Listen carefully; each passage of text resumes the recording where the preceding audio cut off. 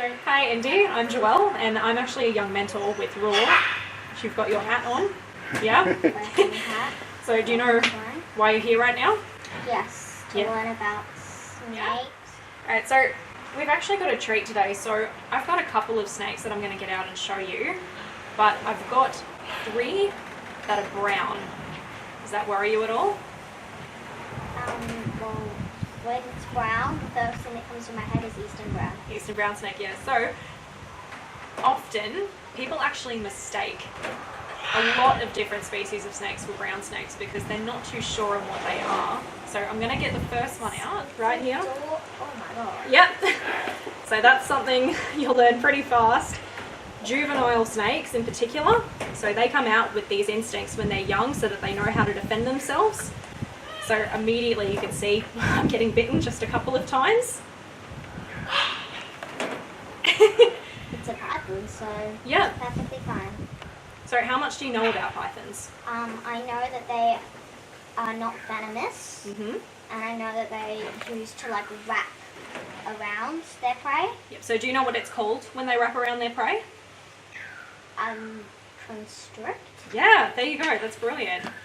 So these guys are one of our best pest control species for rats. And most commonly people that have birds, chickens and stuff like that, you tend to get a bit of a rat problem because of the grain and food that you typically feed them. So these guys are probably the best to have living around your home because they'll take care of those rats for you. So that was our first brown snake. You ready for the second one?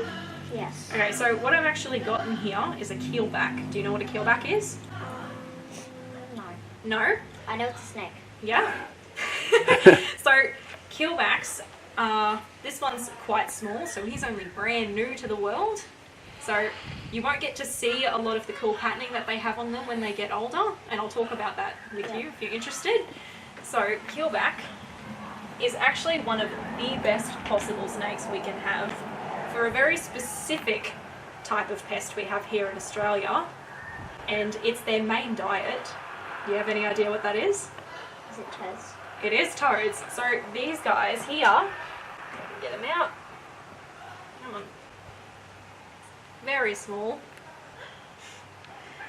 So these are one of the only snake species that can actually consume and digest toads. So toads produce a toxin on their back, which is considered poison to most animals, but these guys can actually consume them safely. So if you came across this guy outside in your garden, what do you think it would be? An eastern brown. Yep, so eastern brown snakes are commonly mistaken for these guys here. So this one is considered non-venomous. These guys, this small, and even when they're bigger, they can't actually bite us because their heads are so small. But they do have a pretty cool defense system for their predators. And what they actually do is they release a musk. Musk. So It's like the lolly. it sounds like the lolly, but it's very different, I promise. So when they feel threatened, especially when they're bigger and they're concerned about probably a human coming towards them, they can release a musk, which is a scent that actually deters their predators from coming near them. The other thing is that these guys are actually freshwater snakes, so they'll spend a lot of their time on riverbeds and lakes and stuff like that. Alright, so you can have a look in here. Can you see what's in there? It's a snake. It's a snake. So this one here is a common tree snake. Yeah? So you ready for me to get him out? Yes. Alright.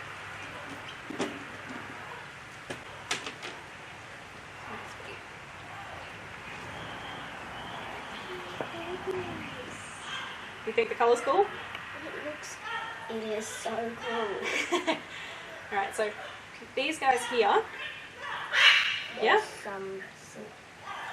Some damage to his scales, yeah. So this one, like all of our others, is a rehab that we have at the moment, so it's actually a really good time for him to be here.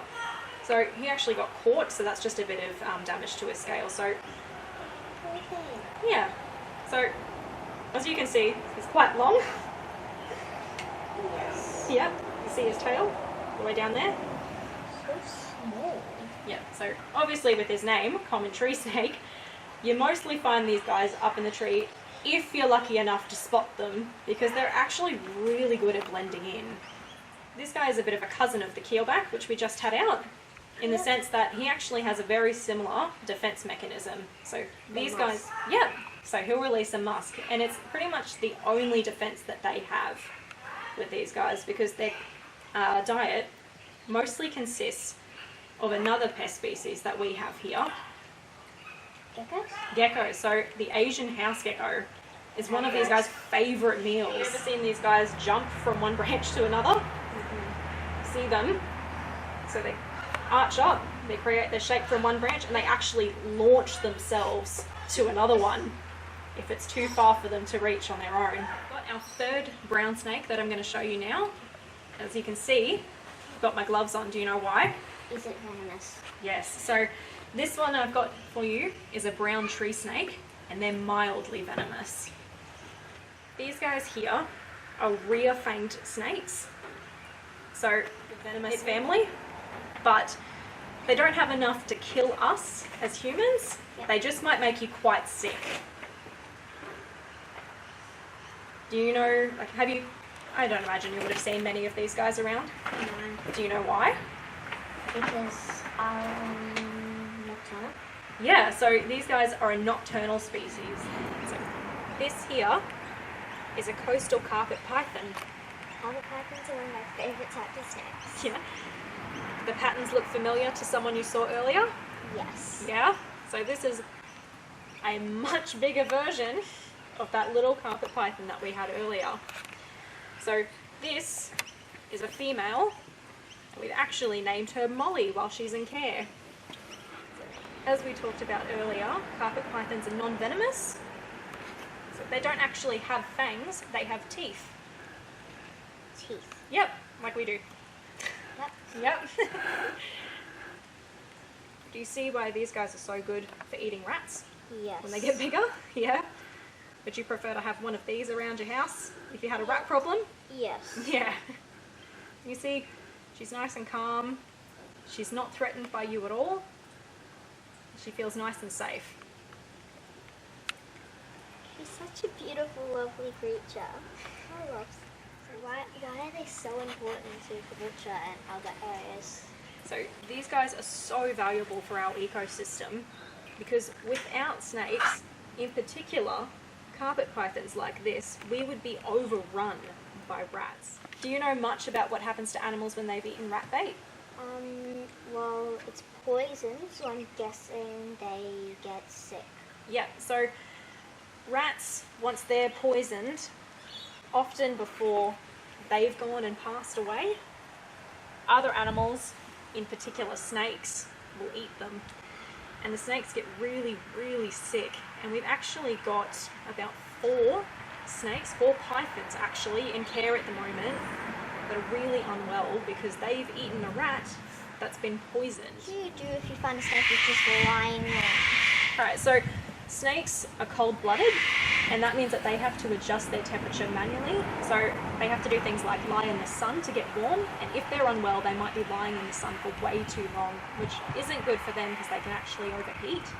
It's the same thing if they're lying outside in the rain and they're not moving, if they're not looking for shelter. The best thing you can do is call a rescue number. So they'll get someone to come and collect the snake, and they'll take them to Australia Zoo Wildlife Hospital where they can actually get their blood test done to make sure that they haven't been poisoned. So what was your favourite thing that you learnt today? My favourite thing that I've learned is that these beautiful creatures are so important to our environment and ecosystem. How they stop like the pests taking over, just how important they are and just how beautiful and graceful they are. Yeah. These guys are one of our most underappreciated and most important part of our ecosystem. They take care of so many more things than people realise, and they're honestly just such stunning creatures. How can somebody be freaked out by this? I mean, look at it. It's kind of adorable.